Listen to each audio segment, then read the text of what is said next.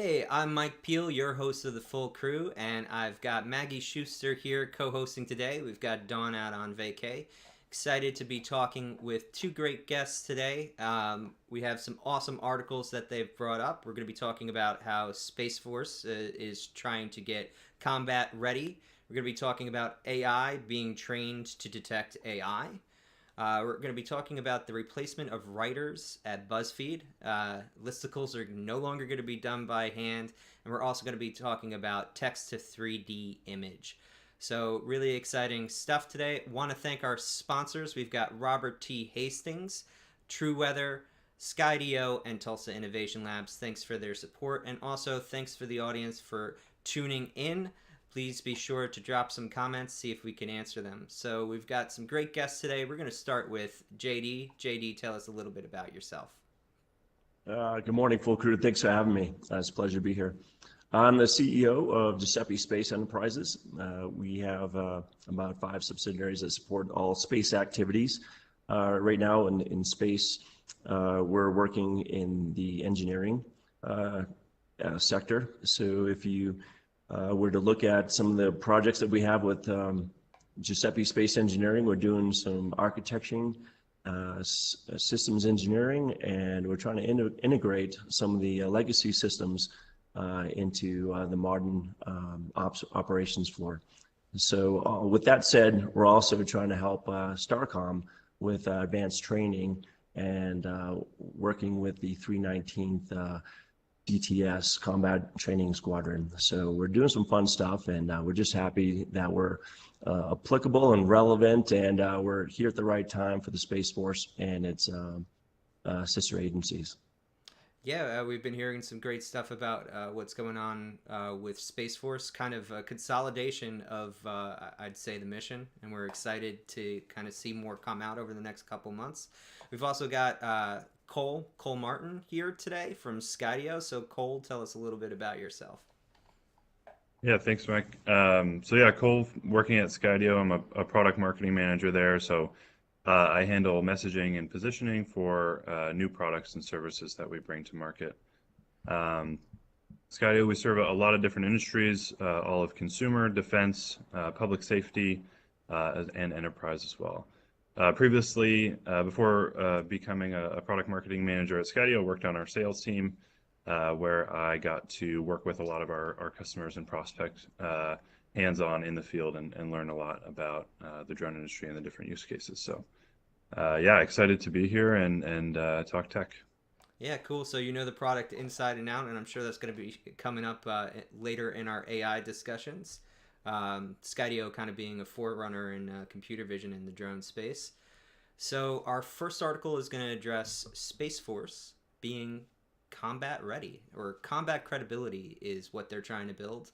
So what's this article about, JD? So if you've been following Space Force, we've got a new CSO, Commander of Space Operations, and that's General Saltzman. He's focusing in this particular article, he's addressing AFA and SFA, the Air Force and the Space Force associations. He's making a foot stomp announcement that we need to have credible, ready combat training and forces to really to meet the need and the requirements of Space Force and where we want to go as far as having a credible force to deal with a contested environment.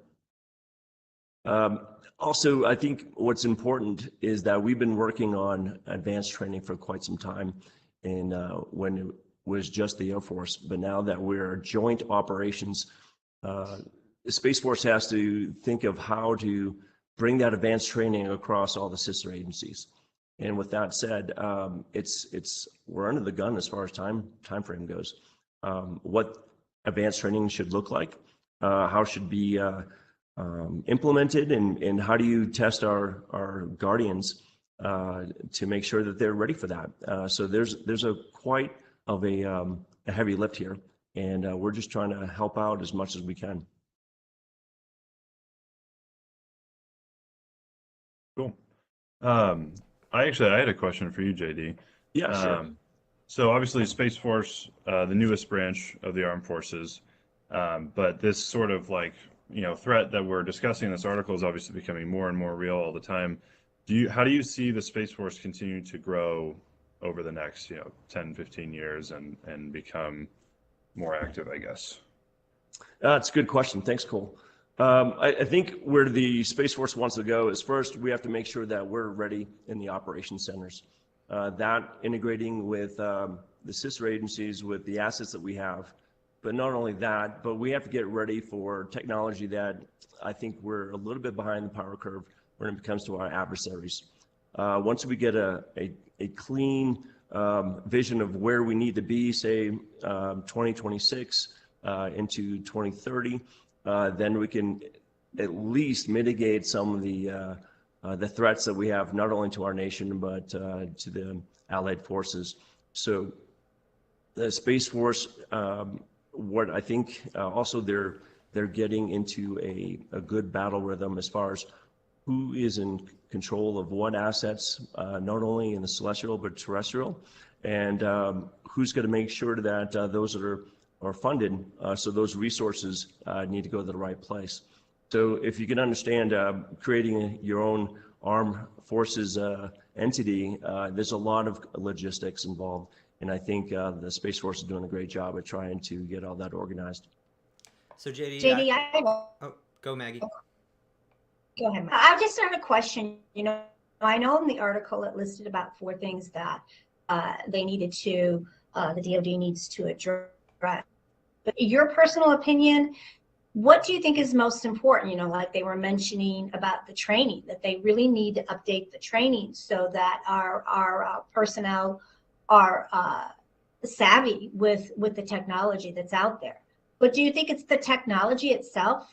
Because you kind of mentioned how you thought we lacked, especially you didn't mention it, but like China or Russia. I'm not really sure about Russia, but definitely China, with their technology. But can you kind of tell us a little bit about what you think the priority is? What you think the most critical is? Yeah, that's a good question, Maggie. As far as nations, I try to leave those out, but there's the obvious big 3. There's China, there's Russia, and the Middle East, and you can kind of group them together as an adversary. But as far as training goes, a lot of I would say the medium that we're using for training, the advanced trainer, what that looks like, how quickly can we adjust our training visuals, and let's just say as far as a visual learning tool, how quickly can we advance that so that it represents exactly what they're seeing on the ops floor. So the realism that has to go through the training cycle for an advanced operator, that has to be as real as it can get, so that when they leave that training environment and step onto the ops floor, what they're seeing, they can respond in a timely manner. And that's one of the projects that we're working on right now with the 319th, is to help bring that realism into the classroom, then from the classroom to the ops floor. And then from there, how do you build upon that training so that, like I said, if we're seeing this in the classroom, how quickly can we model something differently? For example, we're all talking about that balloon or balloons. We don't know if there's multiple, but if something like that were to happen on the ops floor, what are the contingencies? Where do we go from there? Who do we inform? Where do we get the authorization to mitigate that threat, if it is a threat, and then carry out your mission? So yeah, mission I think there assurance was confusion. There was confusion on the operation of addressing the balloon, and number one, who and how much of a threat it is, and so forth. And they said that the DoD knew, but that the White House wasn't aware of it right away. So yeah, that's interesting. But with what's going on with Russia and Ukraine, there's a lot of technical advancements, or they're really pushing the envelope when it comes to like discovering a drone and the pilot and so forth like that. And do you feel that we're keeping keep up with the technology in regards to, because I think that when there is a war or a conflict, like the balloon or whatever, it's pushing the envelope of what our capabilities. Again, what the chain of command is. And, Right. I just wondered,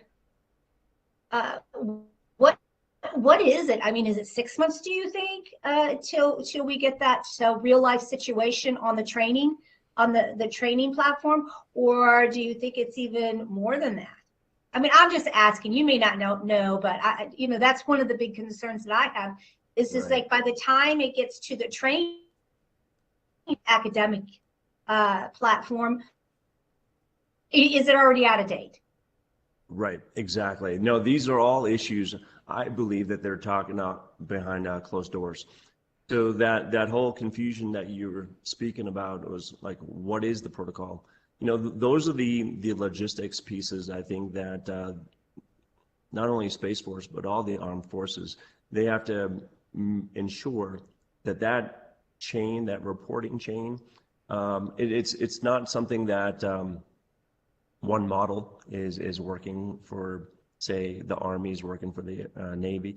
That reporting chain, I think, is something that has to be adjusted almost as frequently as monthly. So whenever there's a new threat, they have to think about, okay, how do we run this up the flagpole? Now, as far as training goes and what the timing is, well, we're already behind the gun, I think, when we start looking at what we're seeing out there. And of course, there's the classified side of things. We're not on the ops alert right now. We don't know the latest intel reports. And so not being on the ops alert either yesterday or last week, I can't speak to that, but I can only imagine from, my history being on the ops alerts that we're on I say a race, but I'm not going to put a time frame to that. But as quickly as we can, it would be nice to be able to have advanced training up and running, say within the next 6 to 10 months, and then from there keep a constant cycle of updating it, so that, like you said, we see exactly in the classroom, change that if it's a weekly change or if a monthly change, so that they can report back or train the trainer when they get back to the ops floor and say, hey, this is what I learned in advanced training. This is how we have to treat this type of anomaly. I find it interesting that the other element that we have to consider, both, the social media and, just basically the news and the, right. For instance, a lot of people in this country were outraged, and they were really pushing the fact that we need to address this now, not wait till it goes over, into the sea or whatever. Sure. And I think that that's something else. I mean, 6 months, we don't have 6 months. We need to address this right this minute. And those considerations too. I don't think we've had the experience where we shot down a balloon, but then, sorry about then. But at the same time, we want to preserve the data that it will, you have to be really careful of the operation of bringing it down. Right, absolutely. Anyway. So, good points as far as, shooting down a balloon. I can't remember in my recent history, in my years, when's the last time we did such a maneuver. But there's a difference between contingencies that we have in play. So, you have to think of a few things. And this is how I look at it. You have to protect our airspace, protect our resources, and those resources do include our people and the assets that we have.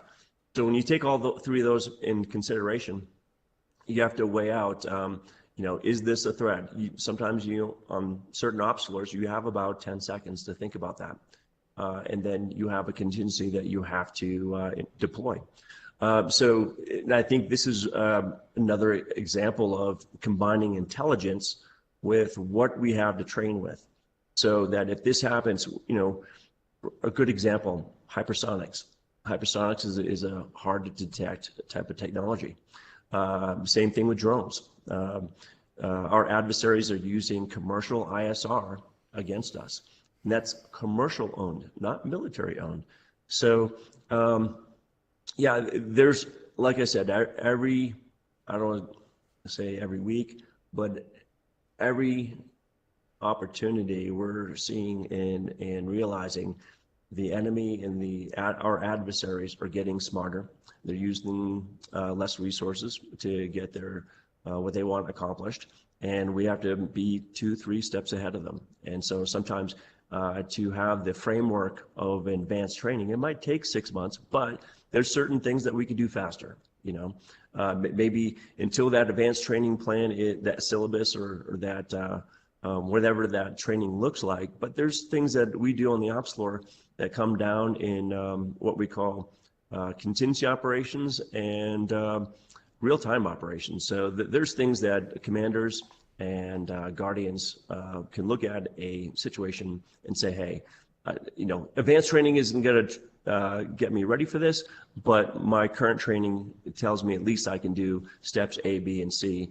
And for the best of what, you know, we have to do for the mission, accomplish that. I hope Within to our, see some yeah. So there's a lot of training that's already advancements out there. down All right, Yeah, well, I hope- we I got to hope move to on see to the that. next topic. Absolutely. But Good subject, by the way, JD. Thanks. I appreciate it. yeah, and I could talk with JD for probably hours about all the myriad of threats and actually even the need to distinguish Space Force and how necessary it is as basically the complexity of threats increases over time. But we're going to move on to something a little bit lighter now, or maybe not. I'm sure we could kind of dovetail this into threat detection somehow, actually. So OpenAI releases a tool to detect AI-generated text from ChatGPT. So Cole, why did you pick this article? What's it all about? Yeah, so obviously generative AI super popular in tech right now.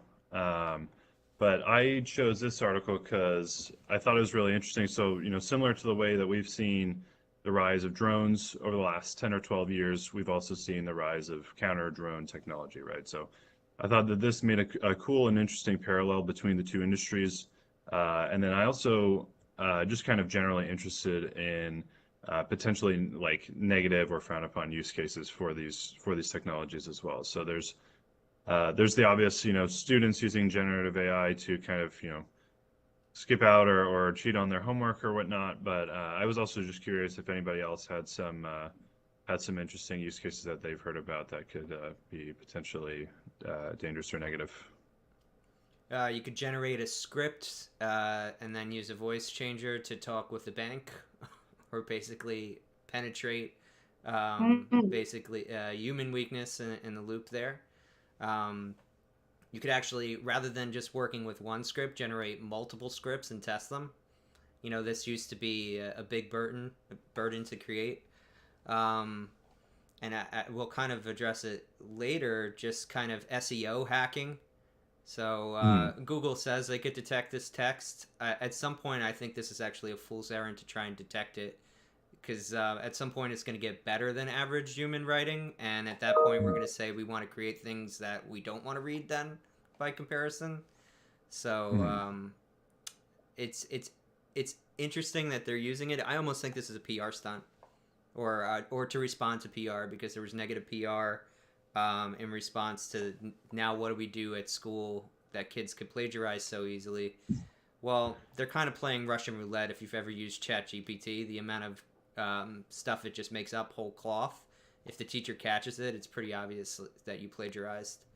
Yeah, JD, and it sounds like yeah, Cole, what are you I going was just yeah. So it sounds like right now in the article they say it's only about 26% success rate, and obviously that will increase, but that's relatively low right now. And actually talks about in the article as well. There's a service called turnitin.com that students use to detect plagiarism and whatnot. It sounds like that company has already made a big investment in it, and I'm curious, like, maybe one day everything, like, you know, homework or essays will be just written straight in the service so that it can't be plagiarized or copy and paste or whatnot. But what was your question for JD?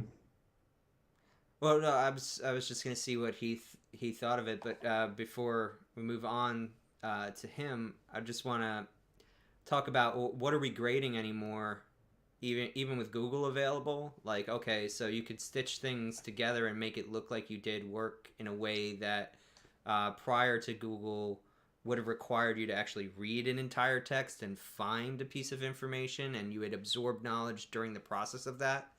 I think what we have to figure out now is a way to actually test against you doing the work of putting together the research, like see the methodology that you're putting into things. And I think we should build systems for that. That's just talking about the plagiarism side, but some of the other stuff, I think we haven't even begun to think of solutions. JD, what do you think? This whole topic about AI, I see a lot of pros and cons. Sometimes the cons kind of scare me to the bone as far as where it's going. If we look back in history, we can see that the credit card companies have been really good at demonstrating how AI is effective in its client base. Also in the military, I look at where the military is trying to use machine learning and AI to help come up with decision-making tools. And I see that as a very huge benefit as far as, taking the bias out of a human decision with, for example, where resources may be going to the best project or to the largest need in the Space Force or whatever branch of the service you're working with. But then, I see where AI can also be a double-edged sword and start working, I guess, against where we initially thought it'd be beneficial to society, and for the things that we mentioned, who's gonna be the I don't know if you want to say police of how far AI can go, but I think that I don't want to say regulation and all that stuff because you don't want to squelch innovation and technology, but at some point where it becomes a little bit invasive on some of the day-to-day activities, then we have to say, where can we draw the line? Well, I'll put the line at fraud. Yeah. So what do you think, Maggie? Well, one of the things is the consequences. And, when we have lawyers determine, okay, can we rely on this technology to prove, for instance, the student was actually cheating, use this AI mechanism to write his article or to summarize something? Is it going to stand up in court? And at this point, it doesn't sound like they have a foot to stand on, let alone a leg. So I think that's consideration. But like JD said, we don't want, and there are a lot of, I'll give you an example. So do you remember when scientists, well, they still manipulate the genetic ladder or whatever, and they're real concerned about actually using it on humans and duplicating somebody. Well, at the same time, on the other hand, I had a child with cystic fibrosis, and boy, did I want them to be able to study the genetic and so forth to save lives. And so, just like anything else, you have to weigh out the good and the bad, and then advance technology. So I think it's very fascinating. And Cole, I don't know if you saw my article. It's kind of on the same lines in regards to the Buzzfeed using AI for they say replacing journalism or journalists. Anyway, thanks. Cole, any feedback on the feedback we've given? Like, what are your? No, I mean, I think it's all good stuff. I mean, I 100% agree, and I was planning on kind of asking a question that JD already brought up, and just like who's gonna play the role of the police here potentially. I mean, I definitely agree. Like, you obviously don't want to stunt technological growth. This is a tremendous technology that I think will be very useful to a lot of different industries. But yeah, I don't know, the example of students using it to escape out on homework or whatnot sticks in my mind, I guess, a lot. But I do I enjoyed the point that you brought up, Michael, about maybe the criteria on what you're graded on changes to, can you do the research, can you structure what you need to write, and we'll go from there. Who knows? Maybe school will change more than we'll see policing of the technology. And I see the teachers actually using it, to cut down their work time, going through every single paper that a student turns in, using this technology to shorten their time. And okay, did they get the main points of what my lesson was? So, again, pluses and good things and bad things, but I'd like to see it continue to see where it evolves. Yeah. Okay.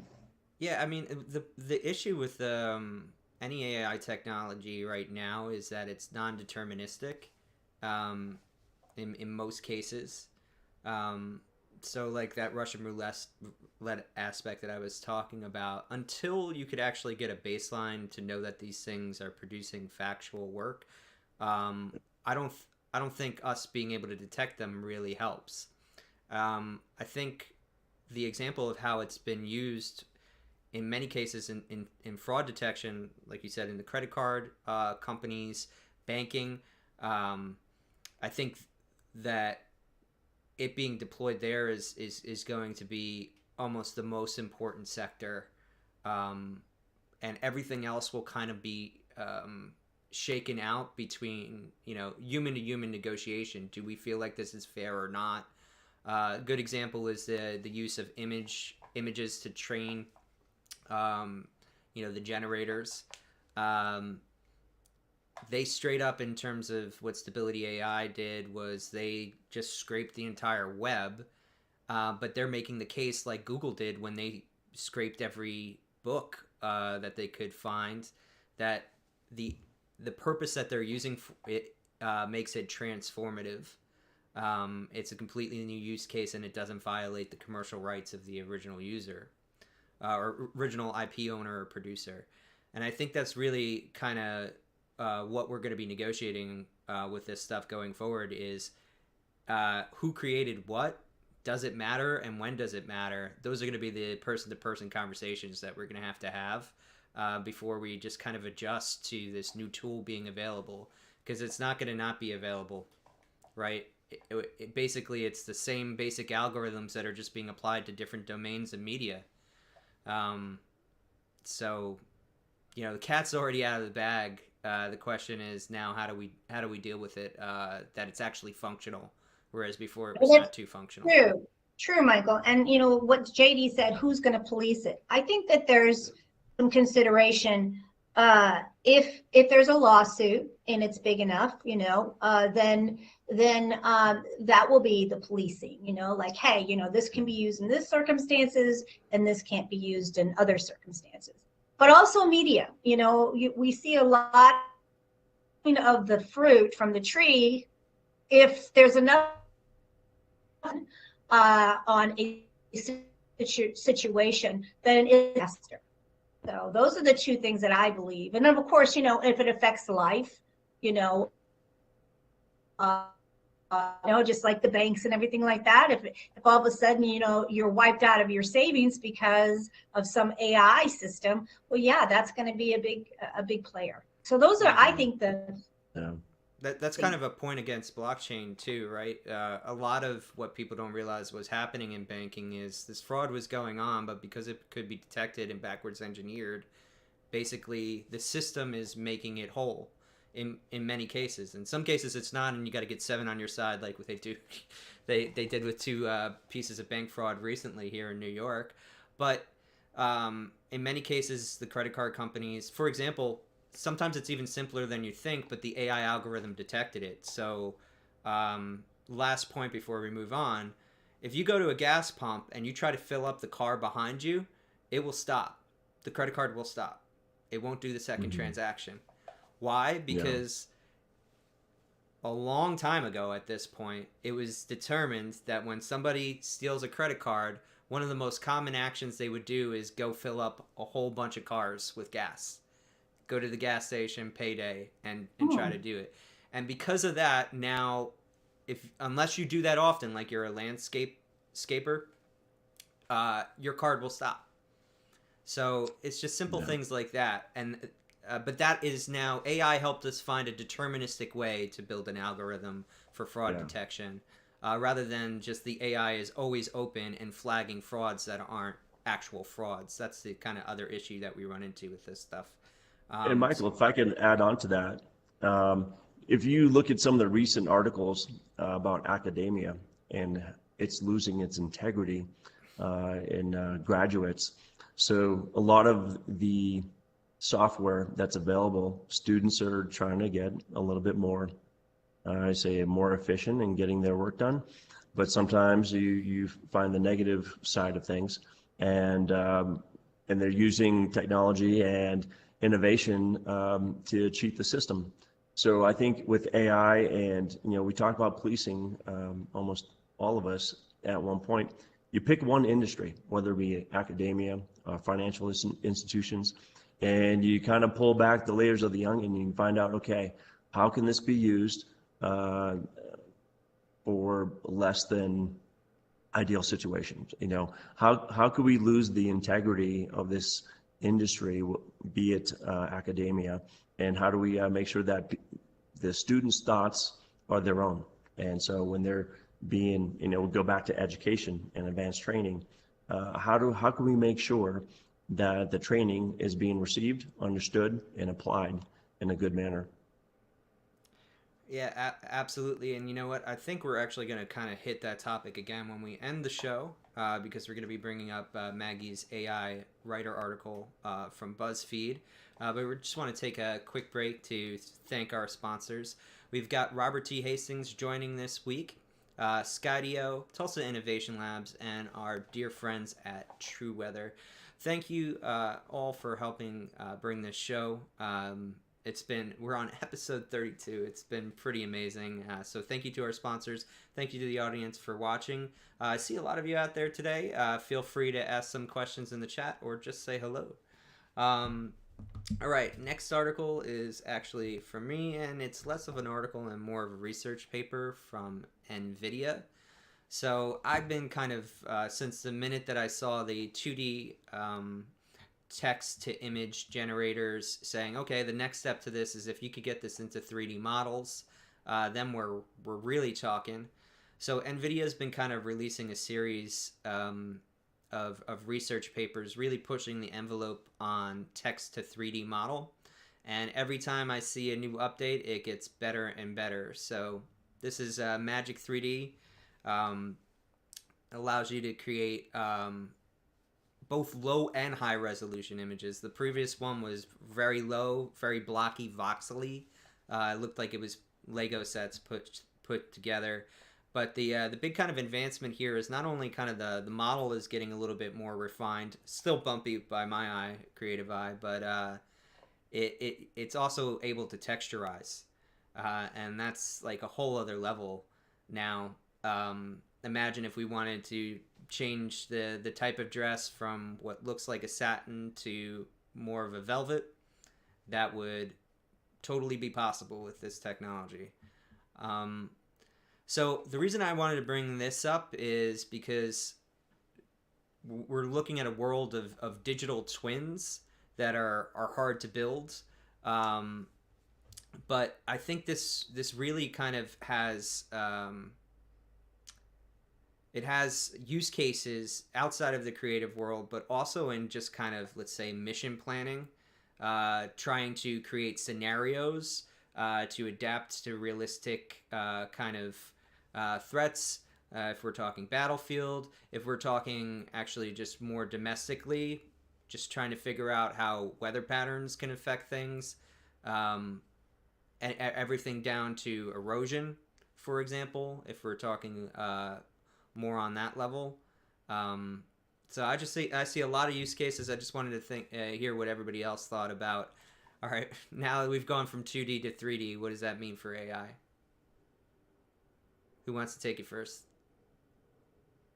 I'll go ahead. I mean, in regards to drones, I'm a drone pilot, and going out there or 3D modeling of a building, for instance, to having more detailed information or detailed model of a building, and again, seeing if there's any structural compromise that in itself is amazing. I see that the technology is getting better and better so that an engineer can predict or adjust his plan by the actual model, the 3D model of the building, or of the terrain or something. So I think it's amazing. I'm looking forward, just like we were talking earlier about the advancements, and continue these advancements in regards to helping situations, not only cost efficient. Could you imagine, just how much money we're saving just by utilizing or having a 3D model, as opposed to waiting till a building is built and then deciding, oh my gosh, we made a huge mistake. We're going to take it down. So yeah, I think that in itself is an amazing technology. I'm looking forward to it growing. Yeah, I mean, even let's look at a construction site. You're giving me some inspiration, for example. Like, all right, so you have a construction site, you've built a model, you want to get an idea of people flow on a campus, right? Like, just type in, give me 100 people, disperse them, like at that level of kind of directing, the toys in the play set, I think is a whole other zone of creativity that we're unlocking here. Absolutely. Yeah, I'm curious generally to see where NVIDIA goes with this. They obviously have a long history in gaming, and I think it's obvious to see where this could play a role there. But they've also just had a creative history of getting into new industries, new verticals, and I wonder if this maybe could unlock some new vertical that we're not even thinking of. Well, Cole, you worked with first responders, I'm sure, as a salesperson, and the forensics, utilizing the drone and the modeling, the models to predict or actually detect where the issue was in regards to, like, let's say there was a 20-car accident or something like that. And you think about, number one, the inconvenience, quote, of the traffic flow, because it's going to take 3 hours or even more than that just to, even after the cars are removed, of exactly what happened. And then now you see that with the technology, we're able to actually do a forensic report in 30 minutes. So, in that, I was just kind of wanting to hear your opinion on that, the technology of the 3D modeling. Yeah, it's a huge enabler for those departments. It's still relatively new. There are a lot of different players that are kind of thinking about this use case. But yeah, generally, so for people who maybe are not super familiar, first responders, law enforcement officers, if there's a fatal accident scene or crime scene, they'll use a drone to take a lot of images and then stitch them together using photogrammetry, and then they can take that model and they can show it to a court, a jury, and it paints a really intricate picture for that audience. And yeah, I think this will be huge. I think it could easily play a big part in the training aspect.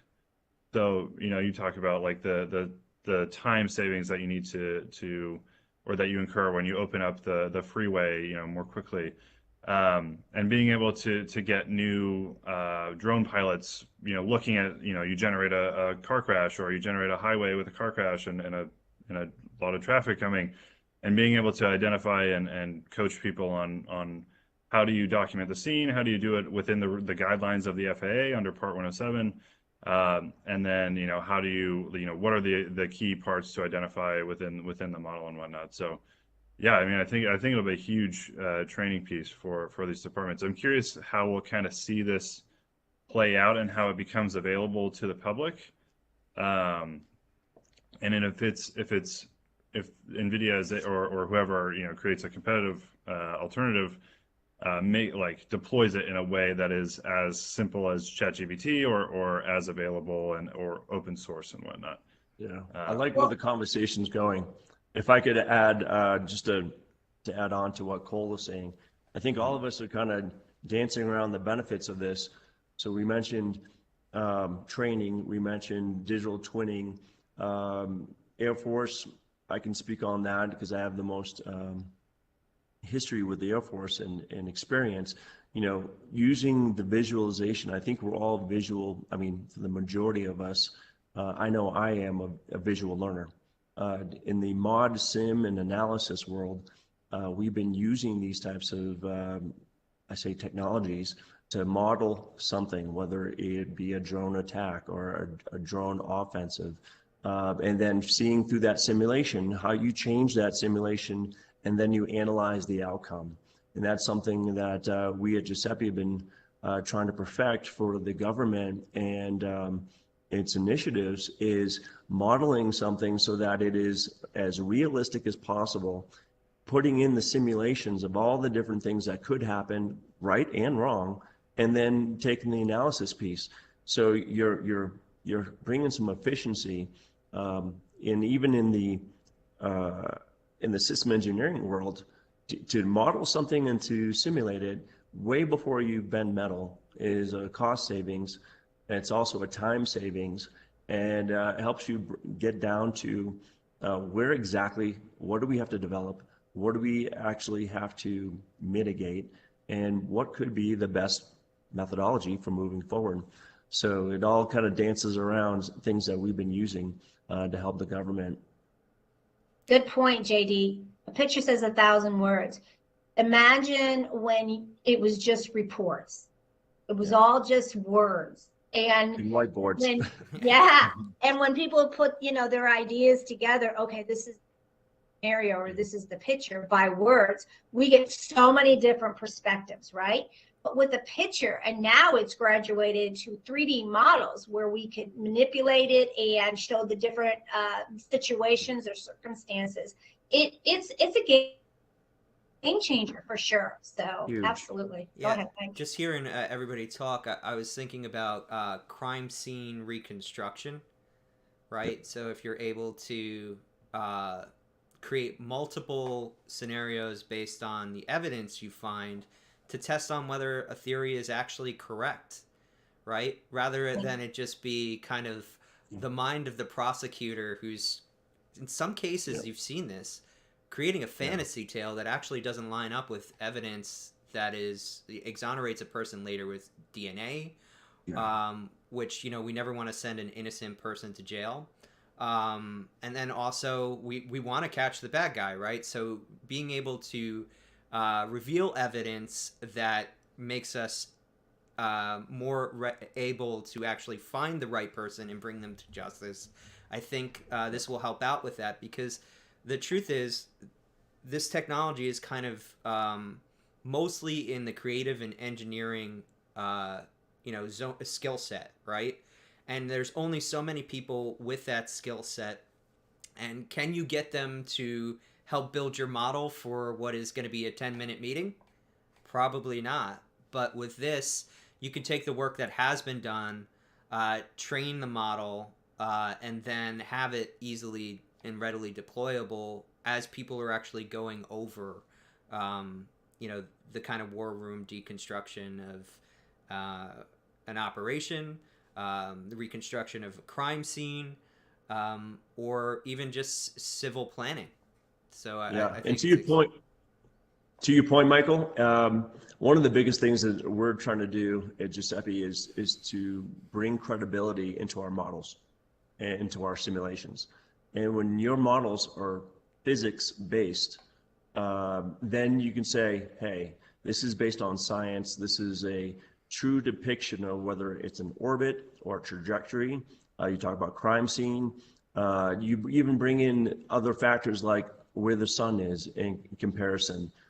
Did that sun play a factor? All these things is, if you can bring that realism on a physics-based modeling, then you're eliminating the error factor, right?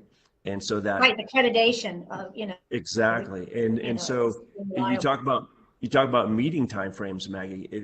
If you have let's say a 2-minute simulation, and that you play at the beginning of your meeting, you could probably talk weeks on that 2 to 3 minute little simulation. I've seen it where we've been analyzing a simulation for 3 weeks before we determine, hey, what's the correct path forward, and then bring it back into full circle. You bring in the AI that just says, hey, here's the top 3 benefits of what we just witnessed. And See, then I thought you were just saying that I talk a lot, JD, so hide that. All right, well, Because you're I going to get another can. chance to talk, Maggie, because we're talking about your article next. So tell us why you brought up BuzzFeed and what they're doing. Well, uh, you know, I'll be honest with you, Michael. You're the one that really introduced me to the idea of this AI, you know, being able to summarize an article like today.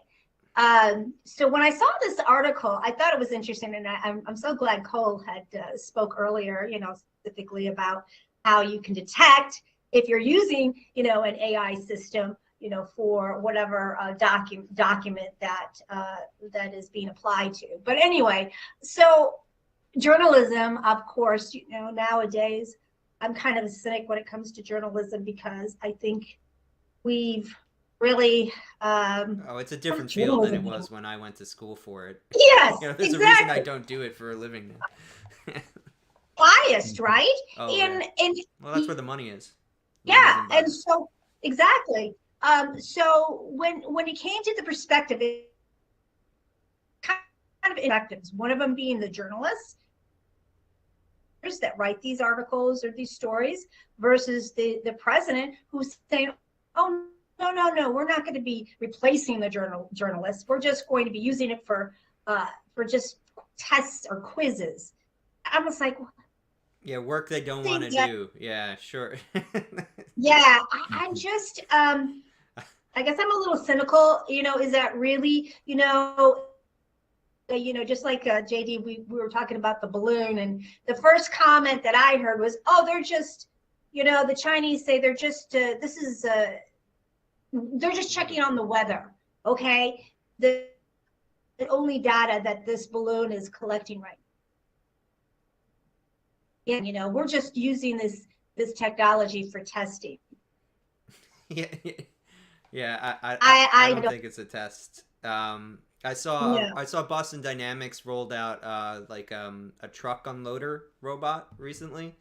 I was watching the video for it, and it was funny because I know of robots that can do more than that in a factory. So I was like, why are they releasing?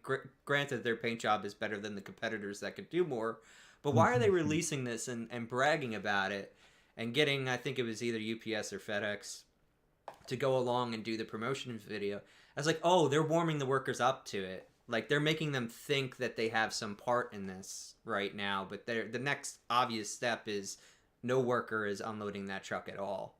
Right. So yeah, the you know the thing with journalism is a lot of it. Part of my French has been about generating bullshit that can get to the top of an SEO result or on a Facebook or Twitter feed, inspire enough anger that somebody will click through.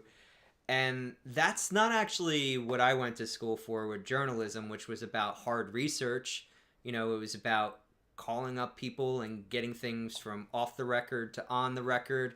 And neither version of the occupation was something I actually wanted to partake in. One was really hard work, and the other one was completely soulless. And I think, honestly, BuzzFeed is just looking at this as a business decision. They were paying writers by the word, and like very, very cheap. It was like you basically had to produce 5 articles a day to make a real paycheck out of it. So at that point, let's just replace this with AI and move on. That's kind of my take. But you make a really good point too, Mike.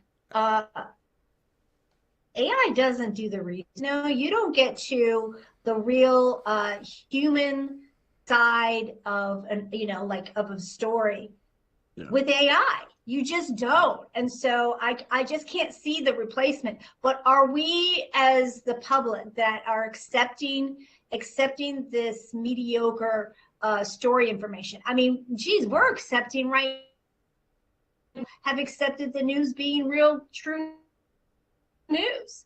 And again, I mean, are we going to accept this AI system saying, hey, this is news media?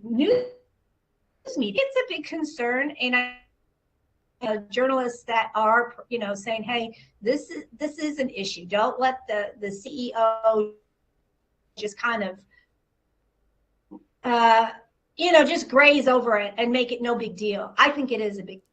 Yeah, well, we don't want to end up in a world like Soviet Union, where the only reason you check the newspaper is to find out what the richest people in the land tell you should be thinking for the day. Or the politicians, exactly, which usually are the richest people in the country at this point. There's only so many positions that high. So anybody else? Well, if you go back into just literature and then you kind of forward to journalism, when didn't something get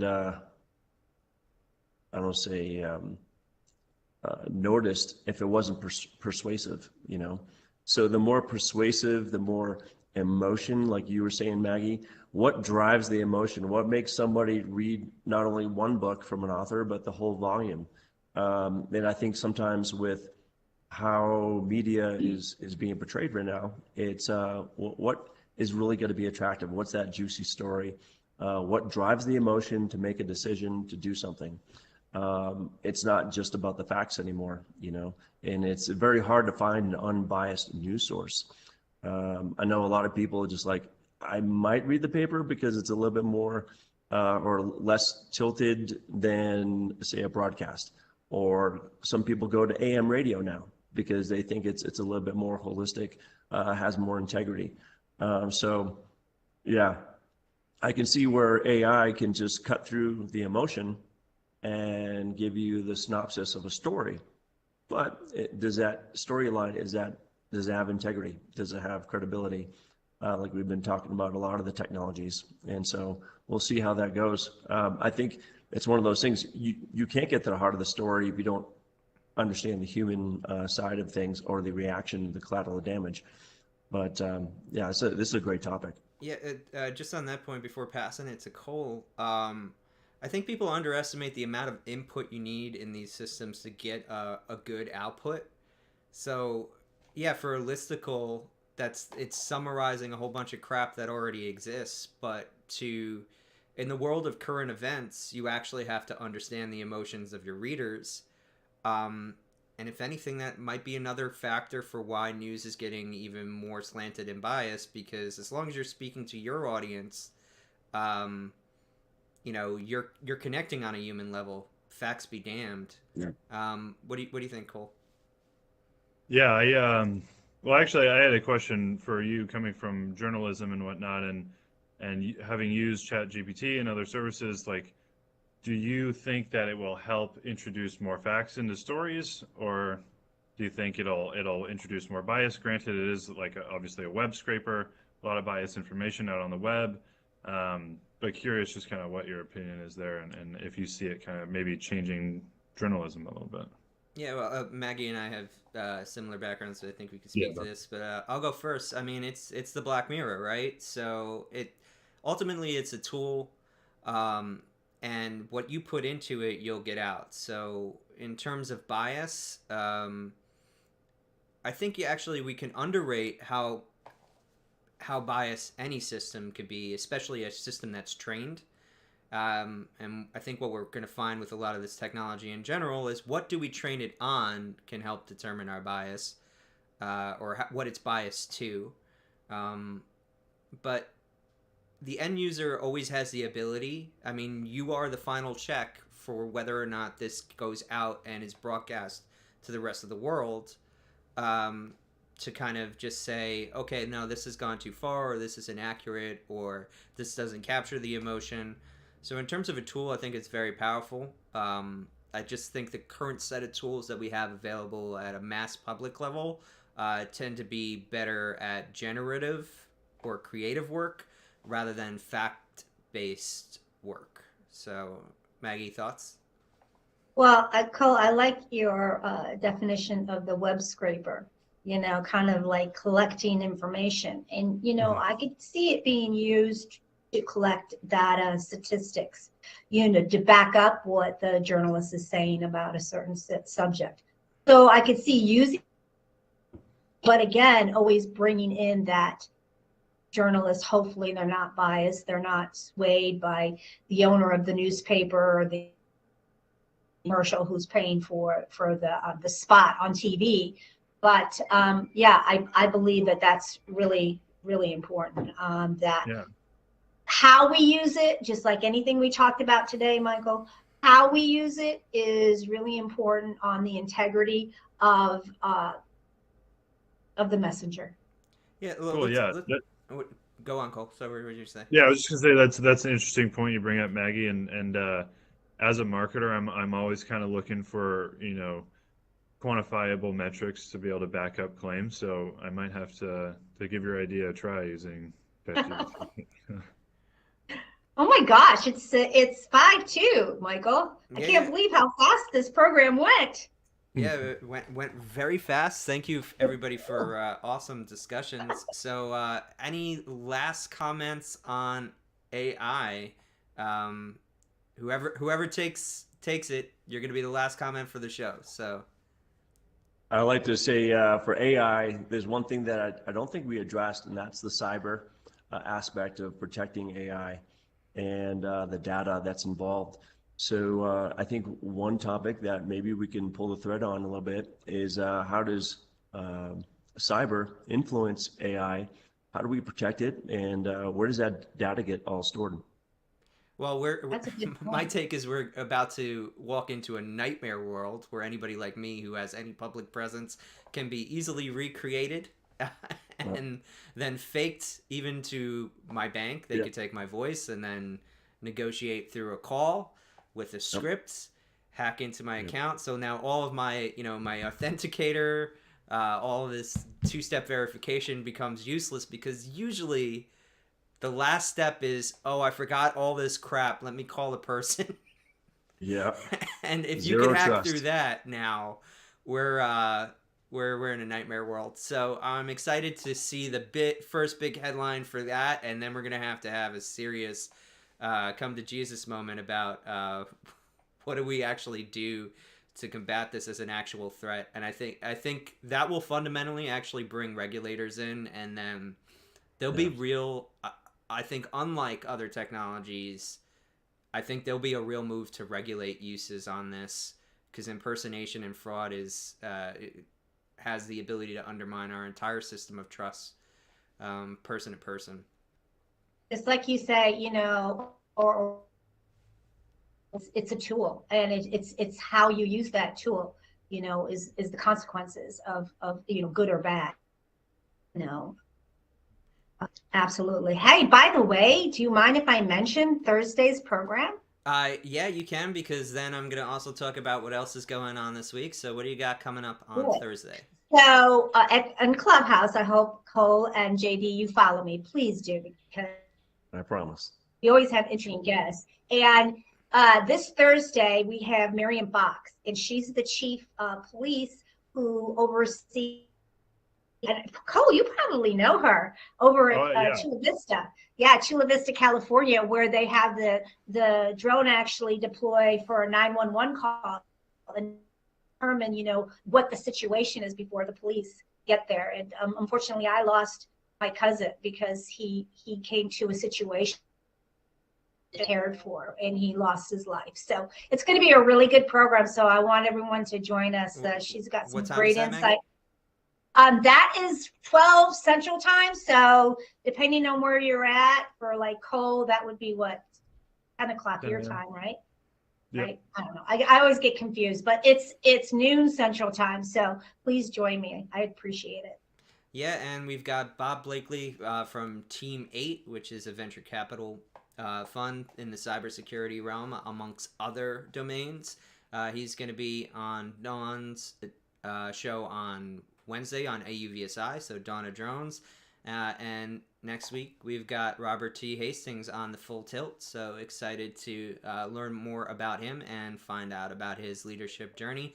Thank you, everybody, for joining us today. Again, we want to thank our sponsors, Robert T. Hastings, True Weather, Tulsa Innovation Labs, and Skydio. We want to thank our guests, JD and Cole, for providing some great content and discussion today. And again, thank you to the audience. We actually had record numbers today. Don't know why you were so Yay! quiet. normally they're in the comments. But anyway, so thank you everybody. It's been a great show, and we are out here.